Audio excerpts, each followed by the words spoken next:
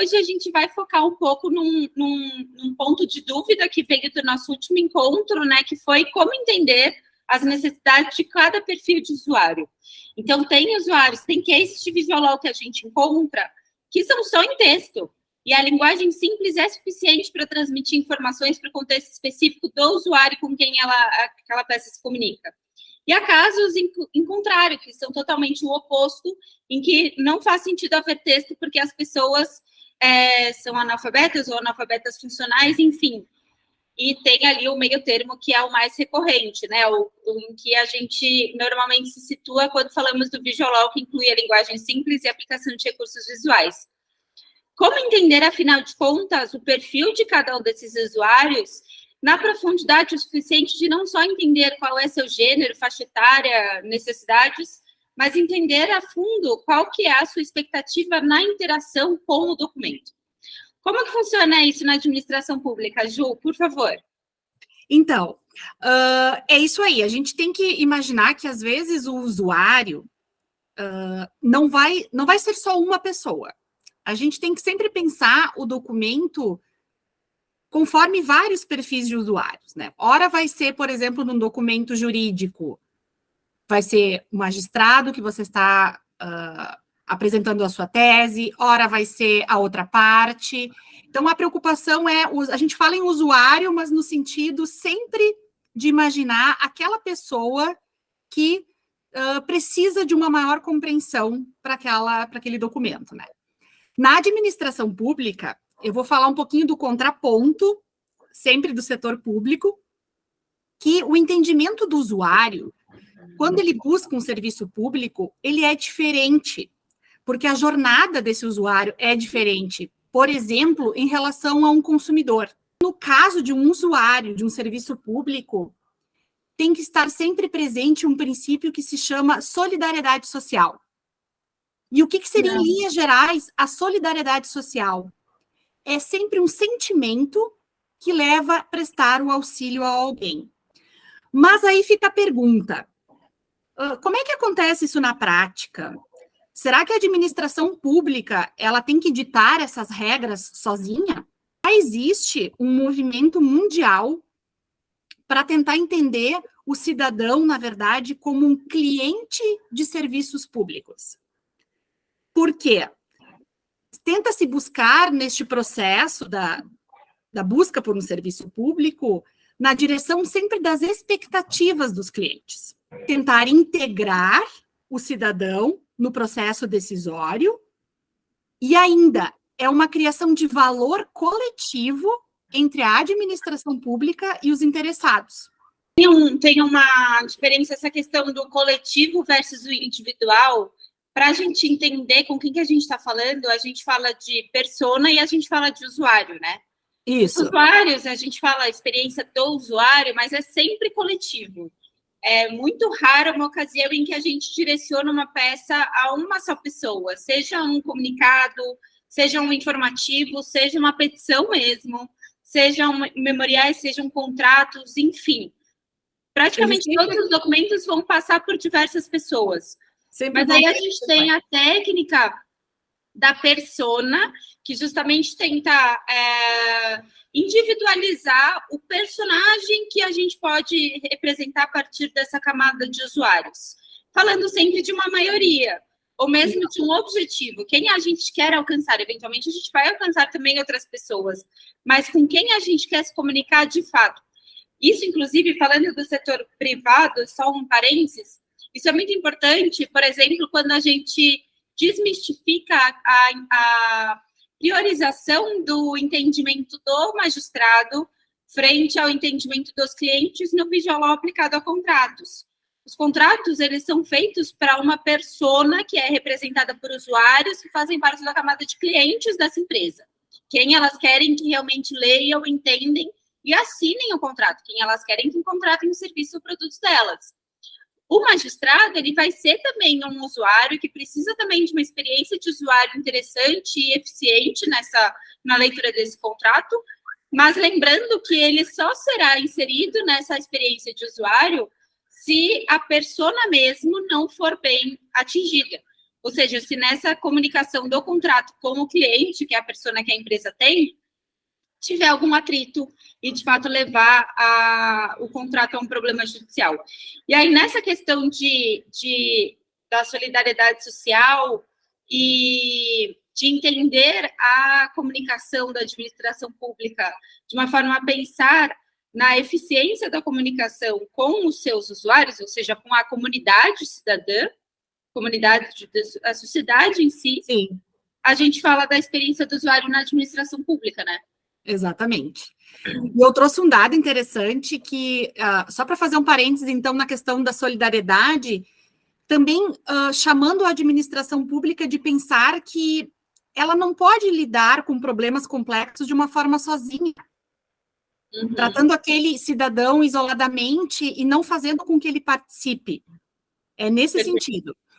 E já há uma década, teve um relatório da Organização para a Cooperação e Desenvolvimento Econômico, a OCDE, que é uma organização internacional que reúne as as economias mais avançadas do mundo, que a sede dela é na França, em que ela diz que os cidadãos podem desempenhar um papel maior na realização compartilhada nas metas das políticas públicas.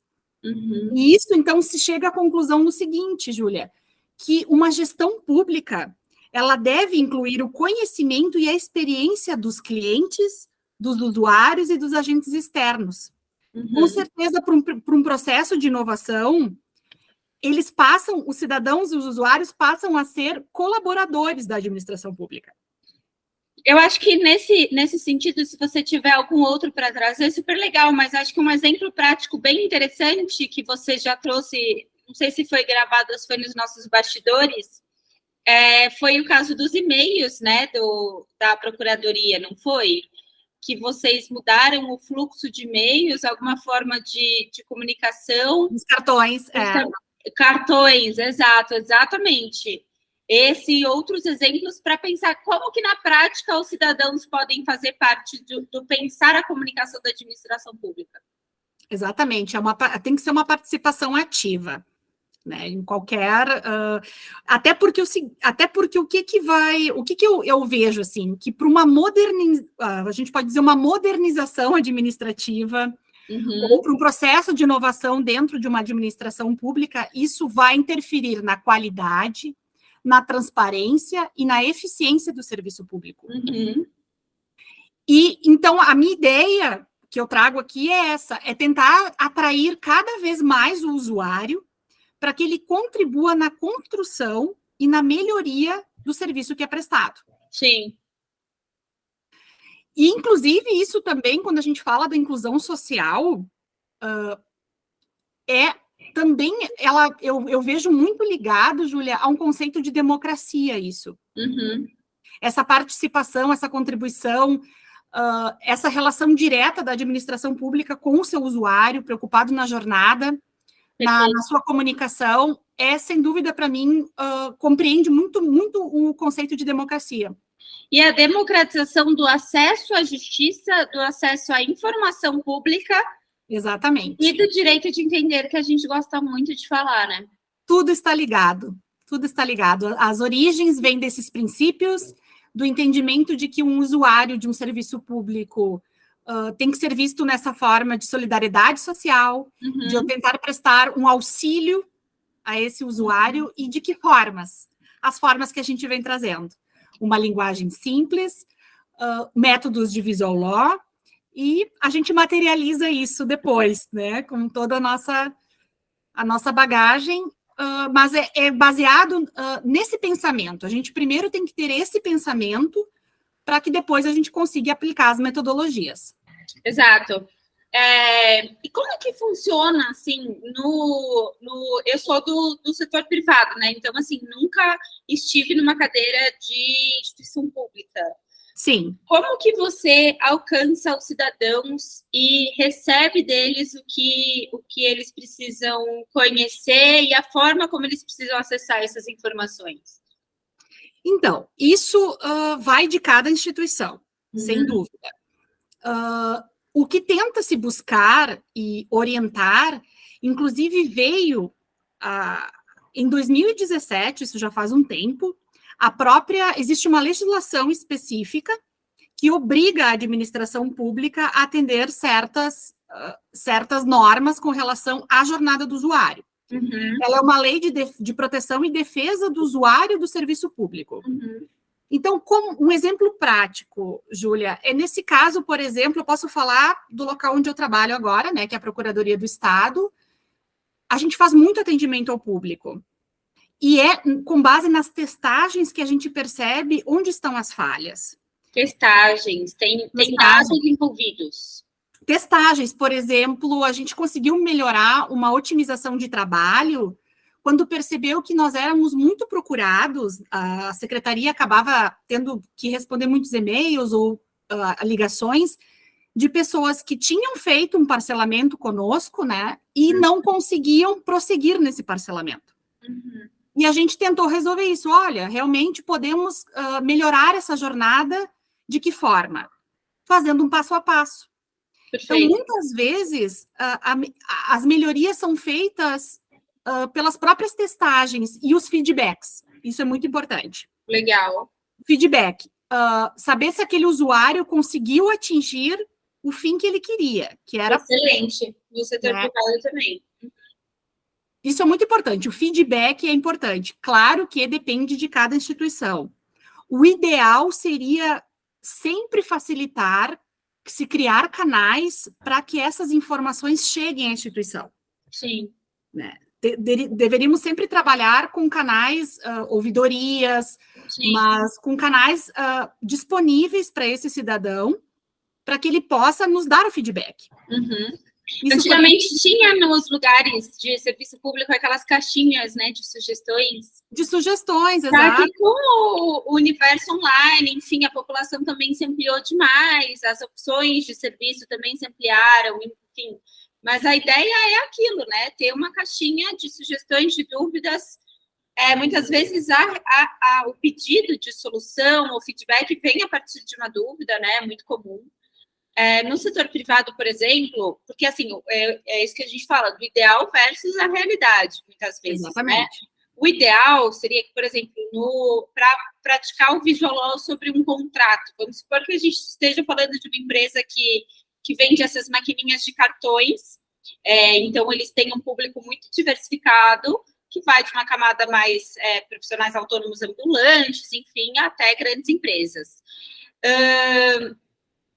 O ideal seria que nós pudéssemos entrevistar e analisar qualitativamente e quantitativamente esse perfil de usuários, as suas intenções com os documentos, com os contratos, sua linguagem, se é melhor no digital, se é melhor no físico, enfim. Mas isso é inviável. Inclusive, isso é pouco lucrativo para a empresa, porque o projeto ficaria muito caro e muito, muito demorado. Então, é claro que, eventualmente, a gente consegue fazer uma ou outra entrevista, mas, sobretudo, a gente pergunta para a empresa quais dúvidas eles mais recebem. Então, muitas vezes, o pedido de visual law vem do departamento jurídico e a gente recorre ao departamento de compras para coletar as dúvidas no processo de assinatura do contrato, no processo de aquisição da maquininha, e essas dúvidas se refletem em pedidos dos usuários, né? No final das contas, são pedidos de ajuda. Sei lá, não consegui entender essa cláusula, ou pedidos de negociações, né? Essa cláusula está muito fechada, né? Não teria alguma possibilidade de flexibilização, alguma coisa nesse sentido. Isso pode ser solucionado por um contrato simplificado no sentido de ser eficiente, de ser útil para esses cidadãos também. A mesma coisa, mais ou menos, na administração pública.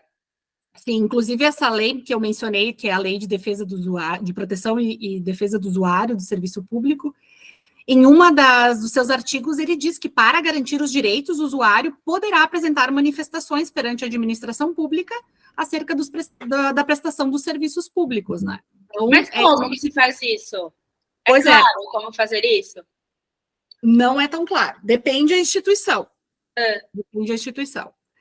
O ideal seria que os canais sempre fossem, né, de uma... O que a gente, por exemplo, no nosso caso, quando a gente fez os cartões digitais e também físicos, ali também vinham todas as informações de canais, né, que o usuário poderia fazer com a procuradoria. ou e-mail, ou um telefone, porque às vezes também o usuário prefere de um modo. Uhum, com Agora certeza. também é isso, né, Júlia, que a gente sempre se preocupe em atender tanto a pessoa que gosta de ir presencialmente, ou por alguma condição prefere o presencial, ou a forma virtual. Sim, E também os canais precisam ser mais amplos. Assim sim. como vai ter aquela pessoa que prefere fazer um telefonema, vai ter a pessoa que prefere mandar um e-mail, e a gente precisa estar atento a todas essas peculiaridades do usuário. Sim, excelente. Então, se abriu essa possibilidade. Antes nós tínhamos só, por exemplo, a indicação do telefone. Uhum, Então, a gente abriu essa possibilidade e trouxe também mais algumas informações, mas isso depende muito da instituição. Depende do engajamento ali para se fazer uma comunicação e uma divulgação mais ampla. uhum. Agora, no caso, por exemplo, para a gente refletir, falando do Visual Law aplicado a uma petição, a peças que vão para a magistratura, por exemplo, são também diversos níveis de experiência do usuário, né? A gente tem o usuário magistrado, que precisa compreender e ter eficiência na informação da petição. A gente tem o usuário, que é o advogado da outra parte, por exemplo, e a gente tem o usuário, que são as partes. Como tornar esses usuários uma só persona, digamos assim, e na sua experiência enquanto entidade, administração pública mesmo, né? O que você pensa sobre isso? Como eu poderia resolver um documento, Júlia, que reunisse... Exato, envolve tanto pessoas da administração pública e com total experiência ali na linguagem jurídica, enfim, e pessoas do setor privado que, incluindo as partes, não necessariamente entendem dos termos jurídicos. Na prática, já me ocorreu essa situação, e eu sempre procuro fazer o meu documento pensando naquela pessoa que menos compreensão ela teria. Perfeito. Porque, consequentemente, quem tem um pouco mais de conhecimento jurídico, técnico, vai entender perfeitamente. Vai entender da mesma forma, exato, sim. Então, perfeito. a gente sempre pensa, isso também é em qualquer apresentação que a gente faça, a gente tem que sempre pensar no público que está, né? Tá? E assim eu penso no usuário também. Pensando que eu tenho que atingir aquela pessoa que menos vai ter o conhecimento jurídico, no caso, se eu estou trabalhando numa peça processual. Porque todos precisam entender, né? Sejam mais experientes no assunto, seja o de menor conhecimento. Esse é o ponto de partida, exatamente. Perfeito. A persona seria baseada neste caso. Ótimo. E aí, e como é uma pergunta que eu estou direcionando aí a um segundo episódio que eu sei que a gente já tem combinado, né? Como que a gente faz para entender essas pessoas, para além dessas questões de feedbacks, dúvidas, enfim, porque a gente sabe que tem técnicas por trás. Sim. Vamos falar sobre essas técnicas? Vamos falar. Então, eu estou fazendo agora uma pós-graduação que envolve o Design Thinking e eu fiquei maravilhada ao poder aprofundar melhor essa metodologia e ela me trouxe muita base para eu poder entender e pensar o meu documento. E um dos pilares mais... na verdade, a abordagem do Design Thinking é centrada no usuário. É uma abordagem bem humanizada. Então, isso me ajudou completamente a fazer os documentos jurídicos. Afinal de contas, eu pensava todo o tempo no usuário que no meu dia a dia eu estava lidando. Perfeito. E pensar em um projeto centrado no usuário significa que a gente sai do natural, né? Que é pensar na gente. A gente fazer um documento que a gente faz sentido para nós. Exatamente. É o nosso automático e não. A gente vira a chavinha e pensa sempre. Por isso que a gente volta, quando fala de mapa de empatia, a gente volta para o mapa. Quando a gente fala de outras ferramentas de entrevista, qualquer coisa assim, a gente sempre precisa voltar para aquele personagem, por isso persona, porque a gente está fazendo um projeto centrado no usuário. Exatamente. E essa abordagem, Júlia, tu também é da área do design, que a gente sabe que ela tem várias bases, mas, neste caso, falando em usuário, eu destaco 2 pilares muito importantes e que devem ser os norteadores da nossa atuação, que é a empatia e a colaboração. Perfeito. Por que a empatia é muito importante? Porque a gente se coloca no lugar do usuário, para pensar como usuário, que é o que tu acabou de falar. A gente não tem que fazer o documento para que a gente entenda e a gente, para o nosso entendimento. Ou então, porque vai ser mais simples de fazer, porque vai ser mais fácil, porque vai ser mais lucrativo, qualquer coisa a gente pode encaixar no nosso, né, indivíduo. Sim. Exatamente. Quando a gente se coloca no lugar daquele usuário, a gente consegue perceber quais são os desejos daquele usuário, quais são as necessidades daquele usuário, como é que é o comportamento daquele usuário, e esse nos dá um norte quase que por si só, de que a gente vai conseguir atingir o resultado que a gente busca. Sim, porque no final dos contos, acho que a resposta é uma, né? A pergunta é uma, basicamente. O que o usuário precisa saber, o que ele procura, por que ele abriu esse documento, por que ele abriu esse e-mail, por que ele pegou esse cartão. Porque, eventualmente, ele pode precisar recorrer onde você está procuradoria. Exatamente. Então, que isso esteja claro para ele. Tem outras diversas perguntas que são importantes, né? A gente tem aquela listinha de como, por quê, quando, etc. Que aí responde também o formato. A gente falou bastante sobre o mapa da empatia, né? Para quem não conhece o mapa da empatia, ele é realmente uma das ferramentas para que a gente consiga descobrir, desvendar aquele usuário, principalmente se a gente não conhece ele tão a fundo. Então, realmente é uma técnica que vem realmente ali dando perguntas e respostas que a gente vai encontrando e definindo aquele usuário. Mas, Júlia, eu não sei qual é o mapa da empatia, eu não conheço a metodologia, a abordagem. Você pode substituir ela facilmente por uma pesquisa. Sim. Um questionário. Por exemplo, a gente poderia ter feito um questionário na procuradoria. Que melhorias? Você não está encontrando que informação? Qual é a informação mais recorrente que você procura a procuradoria, por exemplo? Poderíamos ter feito pesquisas e questionários envolvendo isso. Isso também é uma metodologia bem importante quando a gente não conhece o nosso usuário. E eventualmente podem se complementar, né? Porque o mapa da empatia, é claro que, dependendo do caso, ele não vai ser nem necessário, porque para projetos mais simples, por exemplo, mas ele aborda questões um pouco mais aprofundadas também na compreensão e na construção dessa persona, porque lembrando que a gente fala de diversos usuários e constrói uma persona só. Obrigatoriamente, os projetos têm uma só persona. E, além disso, tem outras técnicas, né? Eu já fiz projeto também, incluindo o brainstorming reverso, porque o brainstorming, ele é uma chuva de ideias e tal, né? Já numa etapa mais avançada do design thinking, ou do legal design thinking, que, para quem não sabe, é o design thinking aplicado ao mercado jurídico. O brainstorming reverso, a gente pode trazer numa segunda sessão também de uma forma um pouco mais prática, mas ele traz problemas que os usuários enfrentam e, a partir daí, respostas que eles precisam ter com as soluções que a gente está desenvolvendo no projeto de design thinking. Mas eu acabo usando mais o mapa da empatia e recomendando mais o mapa da empatia, porque ele né? Quem não conhece pode pesquisar no Google, encontra o mapa da empatia, vai listando as perguntas e respondendo. Eu acho de uma simplicidade. Tem várias diretrizes, exatamente. Eu acho muito interessante mesmo.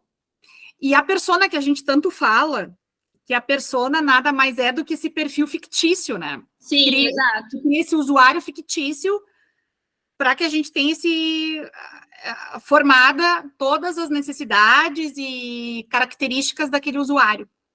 E só fazendo um gancho na questão, por exemplo, de atendimentos, é que o usuário também nem sempre vai ser só aquela pessoa que vai buscar o atendimento. No caso ali da nossa comunicação, na melhoria da comunicação e também da chuva de ideias, a gente ouviu muitos servidores que faziam diretamente o atendimento. E eles nos trouxeram várias problemáticas, como uma dessas. Olha, nós somos procurados, a maioria das vezes, em tais situações. E aí a gente começa a tentar resolver. Ah, mas será que esse atendimento não poderia ser substituído por uma informação? Será que estamos sendo procurados porque não fornecemos a informação devida? E aquela papo todo de otimizar o fluxo de atendimento também, sem dúvidas antes de precisar de um atendimento, né? Exatamente. Então, são técnicas que, além de tudo, transformam essa experiência que não é só materializada, mas que se tenta abranger, né, toda essa necessidade que a pessoa tem.